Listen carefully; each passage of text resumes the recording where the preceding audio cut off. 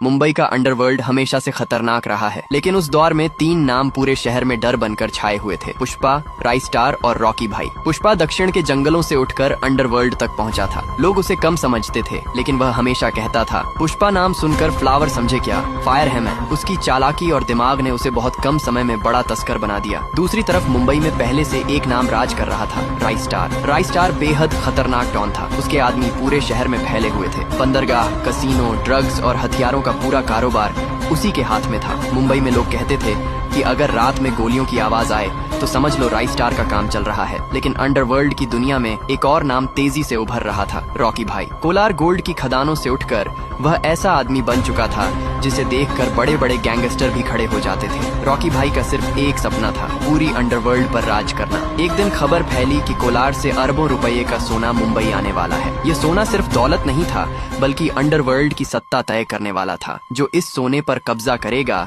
वही पूरे अंडरवर्ल्ड का असली बादशाह बनेगा। सोने की खेप मुंबई के पुराने बंदरगाह पर पहुंचने वाली थी। रात के अंधेरे में वहां तीनों अपने अपने गैंग के साथ पहुंच गए। सबसे पहले राइस्टार बोला, मुंबई में बिना मेरी इजाजत कोई कारोबार नहीं करता, ये सोना मेरा है। पुष्पा मुस्कुराया और बोला, झुकने का नहीं। तभी धुएं के बीच से भारी कदमों की आवाज आई। सभी की नजरें उस तरफ घूम गईं। अंधेरे से एक आदमी बाहर आया, रॉकी भाई। उसने सिगरेट जलाते हुए कहा, अंडरवर्ल्ड में 3 लोग राज नहीं करते, यहाँ सिर्फ एक बादशाह होता है। इतना कहते ही गोलियां चलने लगी। पूरा बंदरगाह युद्ध का मैदान बन गया। कुछ ही देर में चारों तरफ लाशें बिखर गईं। सुबह जब सूरज निकला तो बंदरगाह पर सन्नाटा था। सोने की पूरी खेप गायब थी और शहर में सिर्फ एक नाम गूंज रहा था, रॉकी भाई। लेकिन दूर खड़ा पुष्पा हल्का सा मुस्कुरा रहा था, क्योंकि उसे पता था कि असली खेल अभी बाकी है। बंदरगाह की उस रात के बाद पूरे अंडरवर्ल्ड में सिर्फ एक नाम गूंज रहा था, रॉकी भाई। लेकिन कहानी यहीं खत्म नहीं हुई। कुछ दिनों बाद खबर आई कि शहर में फिर से सोने की एक बड़ी खेप आने वाली है। इस बार पुष्पा पहले से तैयार था। वह अपने आदमियों से बोला, पुष्पा कभी हारता नहीं, खेल बदल देता है। उधर राइस्टार भी जिंदा था और बदला लेने की आग में जल रहा था। उसने अपने गैंग से कहा, इस बार कोई नहीं बचेगा। रात होते ही तीनों फिर एक ही जगह पहुंच गए। रॉकी भाई ने मुस्कुराते हुए कहा, लगता है तुम दोनों फिर से हारने आए हो। पुष्पा हंसकर बोला, झुकने का नहीं। और तभी अचानक चारों तरफ गोलियों की आवाज गूंजने लगी। लेकिन इस बार अंडरवर्ल्ड की सबसे बड़ी जंग शुरू होने वाली थी। आगे क्या होगा? क्या पुष्पा और रॉकी भाई साथ मिलकर अंडरवर्ल्ड पर राज करेंगे, या फिर उनके बीच ही सबसे बड़ी जंग होगी?